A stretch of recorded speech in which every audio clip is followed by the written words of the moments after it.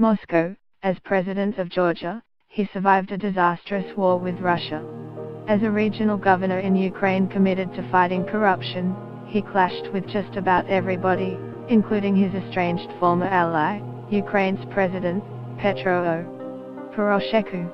On Tuesday, Mikhail Saakashvili, a one-time darling of the West, took his high-wire political career to bizarre new heights when he climbed onto the roof of his 5-story apartment building in the center of Kiev, the Ukrainian capital, with law enforcement officers in hot pursuit.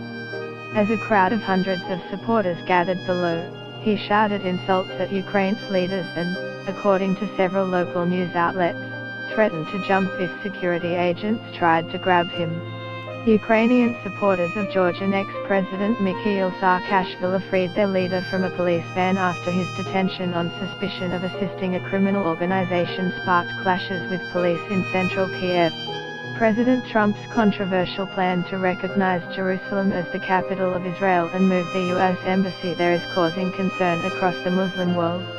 The International Olympic Committee has banned Russia from the Pyeongchang Winter Olympics after the prolonged doping scandal at the Sochi Games. Portugal's Mário Centeno is the next Eurogroup chairman, and could embolden countries seeking deeper integration of the 19 countries bloc. Britain's Labour Party says Conservative Prime Minister Theresa May should consider keeping the UK in the EU customs union and single market. Spain's Supreme Court has withdrawn an international arrest warrant for Catalonia's former leader, but he may still be detained if he attempts to return from self-imposed exile. A cab built as the world's most advanced electric taxi has been officially launched in London. The TXE City is battery-powered with a range extender that allows it to go up to 400 miles if required. Ukrainian supporters of Georgian ex-president Mikhail Saakashvili freed their leader from a police van after his detention on suspicion of assisting a criminal organization sparked clashes with police in central Kiev. Dragged from the roof after denouncing Poroshenko as a traitor and a thief, the former Georgian leader was detained but then freed by his supporters, who, amid raucous scenes on the street, blocked a security service van before it could take Saakashvili to a Kiev detention center and allowed him to escape. With the Ukrainian flag draped across his shoulders and a pair of handcuffs still attached to one of his wrists, Saakashvili then led hundreds of supporters in a march across Kiev toward Parliament.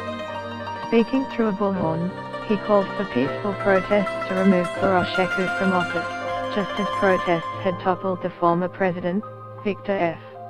Yanukovych, in February 2014.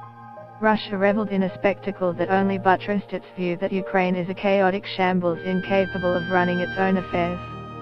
State television repeatedly broadcast footage of Saakashvili screaming from the rooftop and of the millie on the street below. The Kremlin spokesman, Dmitry Peskov, took delight in mocking Saakashvili, telling journalists in Moscow, "You know, we're not used to reacting to statements made by people who are sitting on roofs."